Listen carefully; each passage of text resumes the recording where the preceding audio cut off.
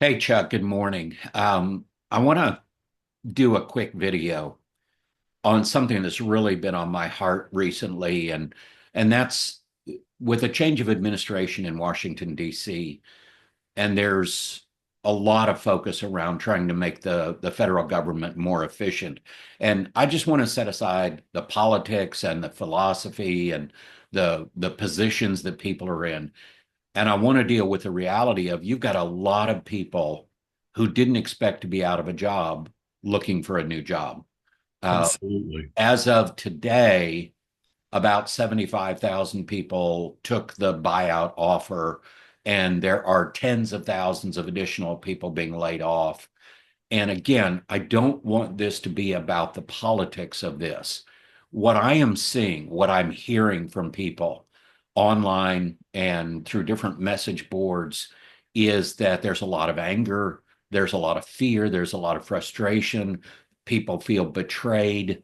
They feel like, they entered into an agreement that said, "Hey, if I do public service in this role, then I should have a long-term gig with the federal government." And that's not what's happening right now. So I think, Chuck, the first question I want to ask you is you've been working with organizations for a long time.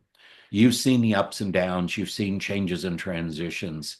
What's your first advice to somebody right now? And it doesn't matter really whether it's in the federal government as an employee or whether it's in another large organization that's downsizing, but what would be your advice as far as first steps? Well, I think the whole thing really centers around the whole concept of reframing where you are in Mm, life at this particular time. Because I can tell you from personal experience, my sister held cabinet positions in the state of Florida. mm, And during leadership transitions, when new governors were brought in, she moved around a lot and at one point lost her job. So this is not something that is unique in our society and in the way that government works. But the important thing is that in reality, no job is secure, not even for owners of companies. And reframing it, knowing and understanding, having that self-awareness of what our capacities are, mm, allows us to literally jumpstart this.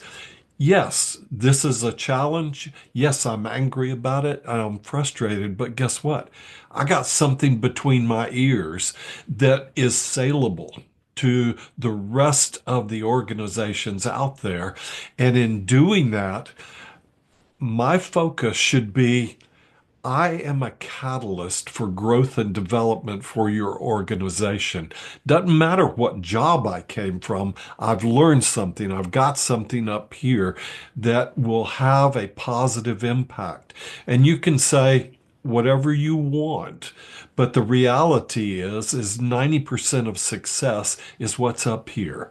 mm. It is not so much the technical skills that you look for, because as you and I have discussed on multiple occasions, what people are looking for today is emotional intelligence, much more so than the technical skills within the industry, because we can learn the technical skills.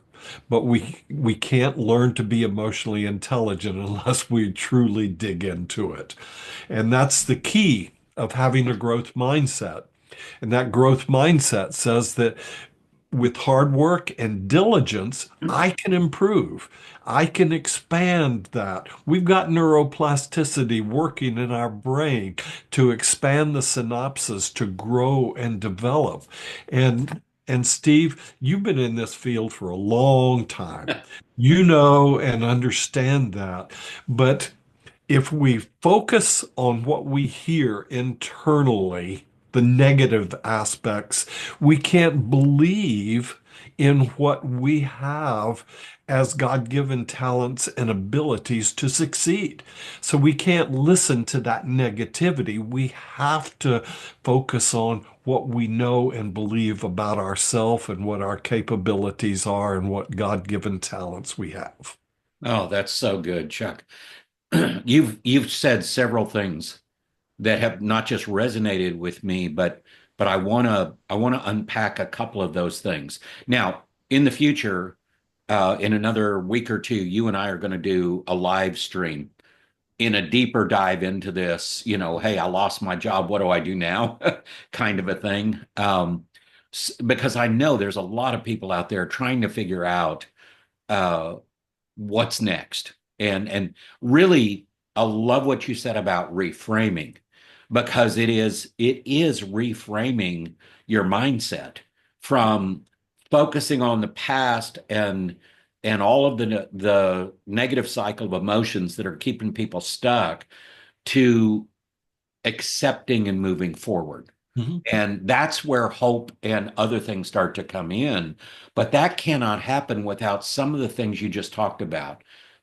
If we were to unpack the emotional intelligence skills that are embedded in what you just said, the first would be self awareness. Mhm. I need to understand the emotions that are impacting me. What are they?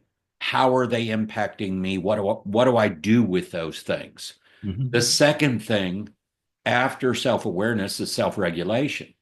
How do I regulate and navigate all of this? Because if I can't navigate those emotions, I can't reframe. I That's right. can't move forward because I'm stuck on betrayal, fear, anxiety, anger, all of those things that are really backward looking instead of forward looking.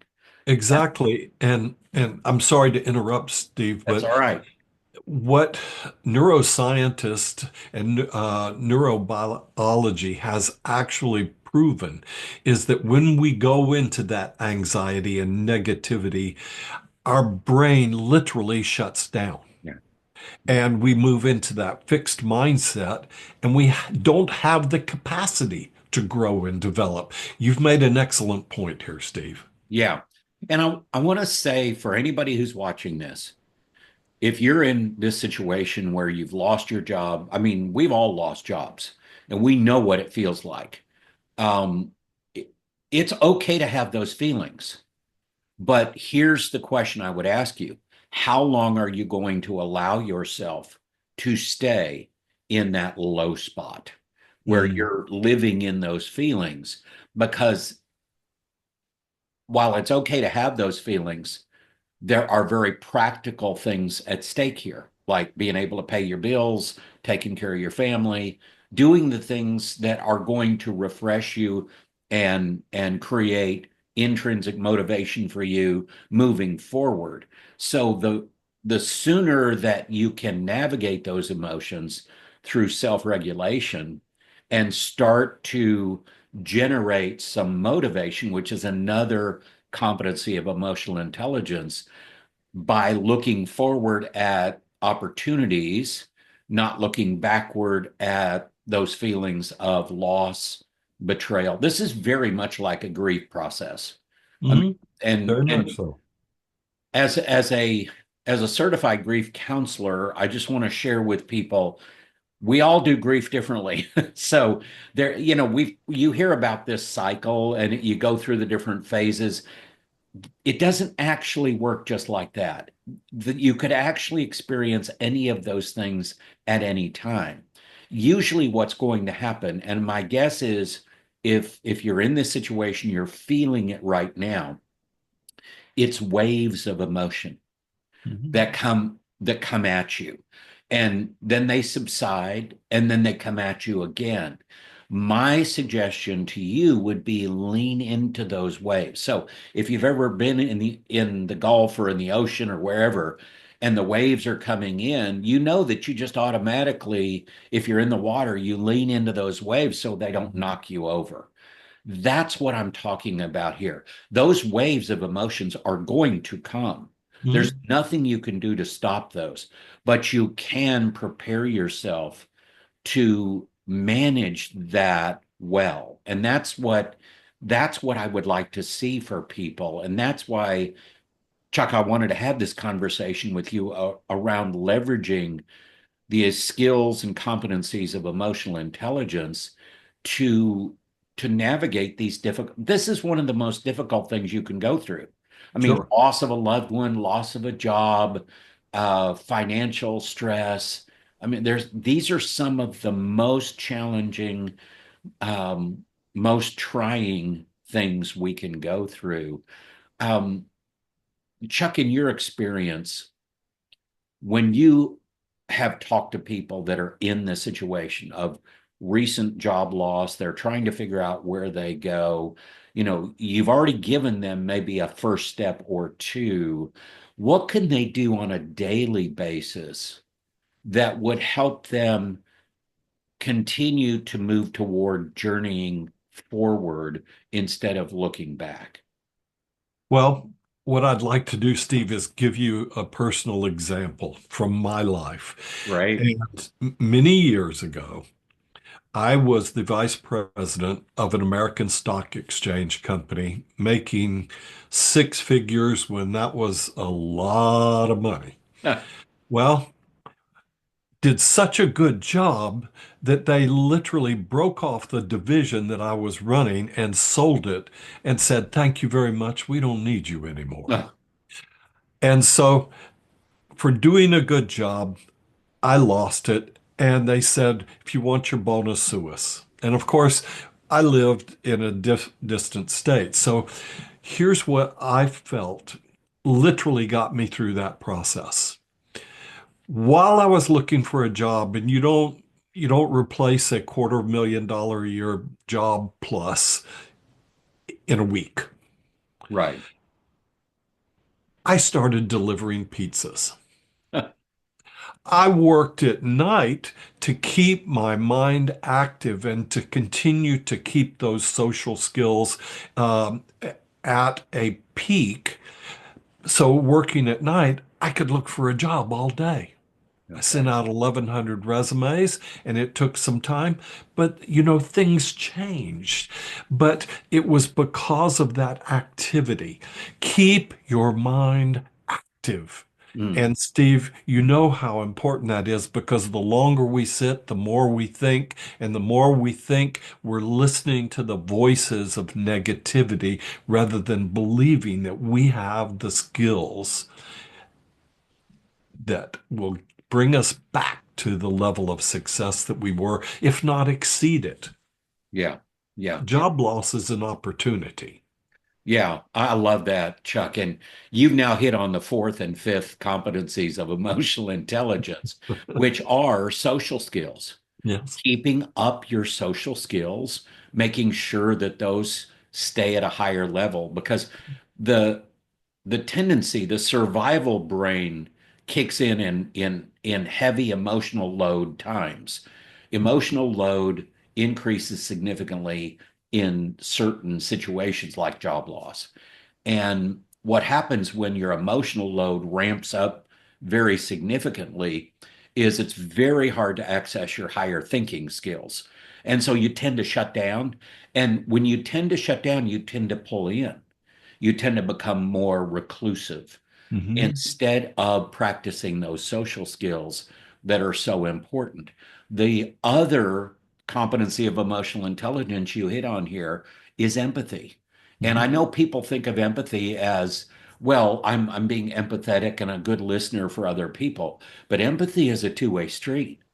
Are you giving yourself the grace, the empathy to move through a given situation and come out at a better place? So when you start to leverage those five competencies of emotional intelligence, self-awareness, self-regulation, motivation, empathy, and social skills, you can then change one of the most dynamic ways that our brains work.